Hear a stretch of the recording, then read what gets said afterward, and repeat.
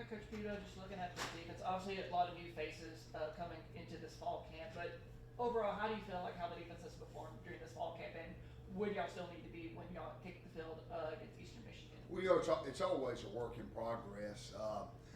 Like you said, in today's world, man, it's a revolving door of players in and out, and the portal, and we signed 18 high school guys, so a lot of new faces, right? But the by rule, with us being able to, have more time with them in the off season, in the summer, I think we've done a really good job collectively with great leadership out of our DC, Dexter McCall, as a staff of getting these guys, ready. I think we've had a really good fall camp. I didn't think we came to play today. I was very disappointed in our effort and our execution as a defense today. We got to get that cleaned up, which we will. But to this point, I feel like we've played at a high level. We're rotating a lot of guys. We've mixed a lot of, one of the things about defense, you got to get guys out there working with each other. And you don't want to just send, hey, this is the ones, this is the twos, this is the threes. We mix and match that all the time because that's how your season can go. They got to get used to working with each other, communicating with each other, and they all have to be on the same page, snap after snap after snap. And against our offense, that's not an easy task with the tempo that we play with, So the way we've rolled our guys, again, the mismatches we've put out there with different guys working with each other. This, for example, the linebackers this week, everybody was with a different partner, so to speak. Because sometimes you got a guy out there, one guy talks a lot, one guy doesn't. Then all of a sudden that guy's out there in the game, he doesn't talk a lot, another guy don't talk a lot, you got a problem, right? So we're trying to force feed the communication and guys getting comfortable with working with different people out there with them. So I think we've done a really good job with that. We signal, we sub. We have headphones on from day one where it's game-like preparation. I've been places where you would wait till game week to do some of that stuff. We do it. We've done it all camp from day one. So I think it also gets your guys in a comfort zone. When we play most offenses, it's going to seem like it's a slow game because the tempo we play against day in, day out of our own offense. So anyway, that's kind of where we're at. Feel good about where we're at. We got 2 weeks to prepare. We'll take it one day at a time. We'll get some things cleaned up from this scrimmage today, and we'll march forward. It's and again, it's always a work in progress. So anyway, what are the challenges of coaching almost a completely brand new linebacker room? Payne returned, but aside from him, there's a lot of really new guys on there. Well, we got Mike Boudin, who's had a good spring and has played good this fall camp, and T-Payne has had a real good camp. But most of the other guys are new guys that have come in, and most of them either junior college or portal guys. We brought a lot in the fall, and we brought Ashton Heflin in this May. So the challenge is, and thank God for the rules now, but we couldn't meet with them when the season ended. You had a dead period on meeting with them. You couldn't meet with them till you got to spring ball. Meetings were not allowed. So we have time slots. We don't have just an open hours, but we have time during the week to work with them week in and week out, and we take advantage of that. So we start meeting really when they get here in January, and we meet with them all through spring, and then all through the summer. So we spend a lot of time with them, meeting, our stuff we get to do on the field with them, as much game-like as we can do by the rules. But we spend a lot of time with our guys. That's how the game has changed through my career, from rules where you couldn't do a lot with them in the spring outside spring ball to now you got a lot of windows where you can meet, work, teach, show tape. And the one thing they have to learn to do, and I tell the linebackers this all the time, they've got to get to where they can play the game in the, the progression is in the meeting room. They have to learn, the X and O part of it, right? Then you got to look at tape with them, and they got to be able to look at that tape and play the game, so to speak. You make a call, they play the game. In other words, they can tell you their alignment, they can tell you their technique, their responsibility on every play. And then you go to the field and you walk through it. You go through individual periods where you're teaching the different techniques they're going to play that, right? Then you go some kind of group work, whether it's a half line run, a half line pass, whatever you're doing to teach that, then 7-on-7, then team. So that's the progression that they have to play under. And the difference with offense and defense, offense is assignment. They know what they're doing most of the time before the ball snap. We have to react post snap and play. So, it's different. I mean, in today's era, it's tough to play defense, and you have to work it. You got to get comfortable with the calls, with the looks, having your eyes right, and then executing what you see from the offense, which in our case here with our offense, it's very, very multiple. You see a lot of stuff, and you see a lot of different stuff every single day. So in respect to that, the games are easy. Once we get through playing against our offense prepares us for a lot of stuff we're going to see throughout the year. Yeah, obviously we know about TD and Michael, but who's a linebacker that's really stepped up, during spring camp and fall camp that could see some playing time? I really don't want to give names at this point. Yeah. We're rolling a lot of guys. We're playing right now about 8 different people, okay? And there's 2 backers on the field unless we get into different packages, which, we have a 3rd down package we're working on where there's 1 backer on the field. But other than that, we're working 2 backers. We're on a lot of different people. And we have a lot of decisions to make in the next 2 weeks. And this week will be very important to that. But like I said, there's been there's really not a depth chart. I mean, everybody goes with the 1s, the 2s, the 3s, and when we start that series over and coach calls for the 1s, well, there's a different two different linebackers, 2 different linebackers with the 2s, 2 different with the 3s, and we constantly roll that. But I will say this, we've had a lot of guys show up. I think that they know our defense, they've learned it, they've learned to communicate.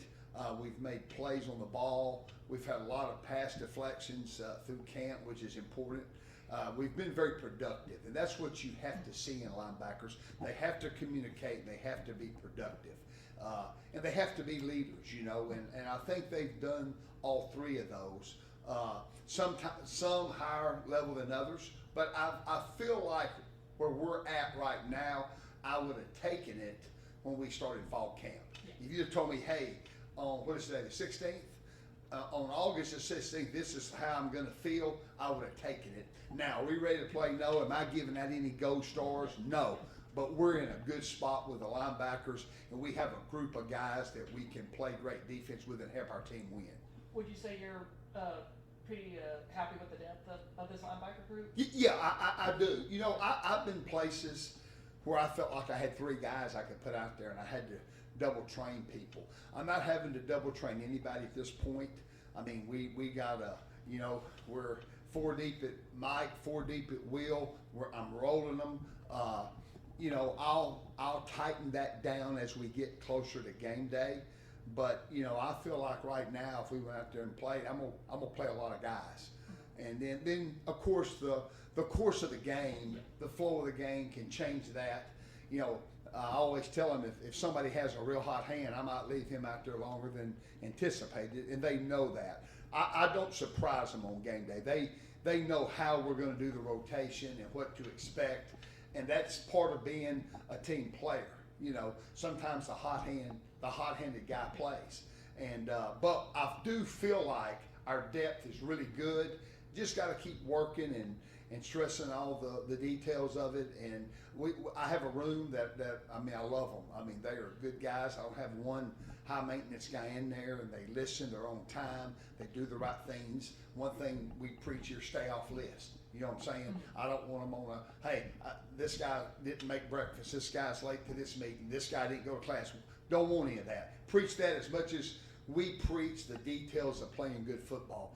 and they've done a good job of that. You know, I don't have one guy that I've had to ride in there. You know, when you don't have to worry about coaching all the other things off the field, it lets you lock in and be a better coach. And it's not disruptive to the room. That's what I tell them. When you're late, it's disruptive to the room. When I have to come in here and get on you for this, it's disruptive to the room. That's why you want them on the list, and they've done a great job of that. I've been very, very happy with the room, and we got a room that we can win with. Yeah, you know, looking at these offenses in the Sun Belt Conference, just what makes them kind of so challenging, and just how do y'all just prepare for for the different styles like everyone goes? Well, you know what, I've been my second year in this league, and it's a really good league of talent. It's a really good league of good football coaches. You have to line up every day, every week, and line up against really good players where there's a lot of parity, and you have to line up against coaches that know what the hell they're doing. There's good football coaches. Every week we line up in the Sun Belt, you're facing guys that know football. So, and you see a lot of offense. And again, as I stated earlier, our offense gives us a lot of looks. We're seeing 21 personnel, 12 personnel, 11 personnel, 10 personnel. They're taking 11 and 12 personnel, making 10 looks and 11 looks and motions and shifts. And quarterbacks that can beat you with their feet, beat you with their arm. There's a lot of stuff to defend. And when you're able to practice that way, it's really important. I remember I was at a job one time, and we were a 10 personnel team. And we opened up with a 12, 11, 21 team. And we weren't ready to play. Not because we didn't coach them well, not because we didn't practice well, not because we didn't have good players. We didn't see that stuff all spring and all fall. And then you got to go get ready for it in about 10 days. It's hard to do. So all the things we're seeing out of a very well coached offense, a very talented offense is very multiple with personnel formations, plays. It just prepares us. We have to teach a lot of conceptual concepts. And in this game, you have to learn how to apply your rules. You have to be taught conceptually so you can apply those rules. You know, and you can't be robotic on the defensive side of the ball in today's game. You got to be able to be conceptual, apply your rules, play the game. How's Michael's transition to linebacker been? You know what? He's had a really good spring. He's had a really good camp. He's a big guy that can run. I wanted to see how he was going to respond when he started tackling, and he's produced well. He's made a lot of plays on the ball, and he's tackled very well. So I'm excited about Michael Boone now, man. I'm excited about what I've seen, and again, when at that position you have to produce, you have to make plays. That's the name of the game. There's a lot of guys that are good practice guys. What happens when you start tackling and you're playing for all the marbles, so to speak, and he's done a really good job of that so far this fall camp. Yeah. Any specific things from today's practice that you really want to put an emphasis on cleaning up before the season starts? I thought we were on a real good roll. I didn't feel like today. I was disappointed in our energy we brought to the field today as a defense. We'll get that cleaned up. We'll be better. It's the first time I felt like we've done that. I thought the offense brought their A game today, and they had a very productive day. But we'll be better. We'll go back to the drawing board. We'll look at this tape. And one thing I've learned about coaching, it's never as bad as you think or as good as you think. I come off the field sometimes, man, that was a great practice. I grade the tape. I feel horrible, and sometimes I think it's horrible, and it's not near as bad as I thought. But I just didn't feel the energy on our side of the ball that we normally walk out on the field and have, and that was disappointing. I know it was to all of us as a defense, but you know what? That's part of being a good defense. You got to go out there and play every Saturday, every scrimmage, and you can't have a down day with your emotions. But we'll get that cleaned up. Our guys are, they owned it after practice, and we owned it as coaches. I believe this with all my heart. That's on me as a linebacker coach, not having them ready to go today. Either your coach or letting it happen, and I didn't coach it good enough today, and we'll be better with that for sure. But happy with our defense so far as a whole. They have really answered the bell. Again, learning what we've taught. We have a lot in. We'll trim that down for the first game, but we have a lot of football in right now, which you have to do, right? And we've been very good at executing it so far through camp. And, just real happy where we're at as a defense. And again, our guys walk out there. You take today out. We've brought the energy and the juice and the production, all through camp. Today wasn't one of our better days. As long as you've been coaching, just what do you like about Texas State so far, and just being in San Marcos? Well, man, you might be better for me to say what I don't like, which is not much. I've loved it. It's first of all, it might be one of the best places to live in the country. Just think about wherever you can get within an hour, within minutes, right? There's so much to do.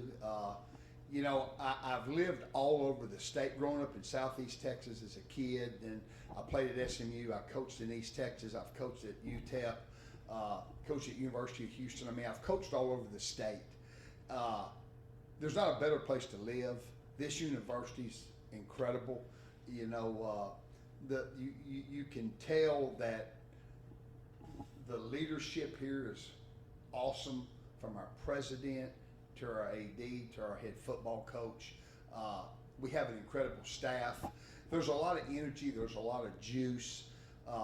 When the administration is all pulling the rope in the same direction like they do here, you win. It doesn't work when that doesn't happen, and that starts at the top, from the president to the AD to the head football coach to your staff. It's just a really special place, as special as anywhere I've ever worked. And the fans, I was just thrilled. We had all those sellout games and we packed it. The tailgate's as good as anywhere in the country. And I worked at Ole Miss and LSU, where their tailgate, this tailgate out here was off the charts. And you walk through that, and it's a big time. You feel it's a big time environment. Game day's a big time environment. The stands are full. And now we're headed to we're going to have a great Sun Belt conference, and make no bones about it. This is a great league. I've already stated that. And then we'll move on after that. But I think just as you look at Texas State, all the pieces are in line for this place to be as good as anywhere in the country, and we've proven it could be in the last 2 years. And so again, the leadership, the environment, the area, the facilities, the education. It's just as good as it can get. If you ever look here at the educational piece of it, we got every degree known to man here. It's unbelievable. It's just a really, really, really special place. When you were playing at SMU, and when at Texas State, how much has Texas State grown since you've been? Well, I was saying about this the other day. When I was a head coach at Northwestern State, up to that point, I'd played here a lot. We played here 2 years in a row. We played here 10 and 11. And in 10, the end zone, the old field house, was still down there. We dressed in that. This one was here. And then the next year we played, they had bowled it in. And then when I came here, when GJ hired me, after his first year that January, this was under construction. So it's moved fast, It's always been a cool place. But right now, just the leadership, the location, the commitment from the administration, if you will, to make this place as good as anywhere in the country. The support we get, from the people that help us, it's unbelievable. This place is as good as anywhere in the country to coach, to live, to get a degree, to play football. It's sensational, and I've absolutely loved it. I'll tell you this: I got up one Saturday morning. I told my wife, I said, "Hey, we're going town hopping," and she said, "Town hop?" I said, "Yeah, some people bar hop. Let's town hop. Let's go to Wimberley. Let's go to Blanco. Let's go to New Braunfels. Let's go to Green, and just start early and go to all those towns and just go bump around. You know, I mean, how much fun is that, huh? I mean, you can't, you know, and that's not even going to Austin, San Antonio. Those guys are their own fun. That's its own different fun there. But I'm just talking about this just right here close to us. You know, there's just so much to do. You know. We got one more if you guys have it. Sure. This is an aggressive defense. Lots of tackle for losses the last Yes. few years. Playing fast. How do you balance playing fast with staying in the scheme, making sure they're on assignment? How do you make sure that is a good balance? Well, yeah, that's a good question. So we, over the last 2 years, we have led the country with right at 200 TFLs, and I think we're second in the country over a 2-year period in sacks. So we're real disruptive. I think it's like anything else. You know, any system you have is built on responsibility and rules, and you just have to make sure as you coach them and as they practice that they learn to play within the rules, within the every call. You know, every call has different responsibilities to every look and to every play. You know, just like, you know, we have calls where if a running back and the running back is on one to the side of the blitz, we have 3 or 4 or 5, 6 different ways that we fit that, you know, and responsibilities off that. So you just got to be able to line up, hear the call, play your rules, and execute your assignment. But it's a vertical game. We're not sitting on the line of scrimmage. We're getting vertical and penetrating. And again, it's very, very, very disruptive, and it's fun to play. It's fun to watch.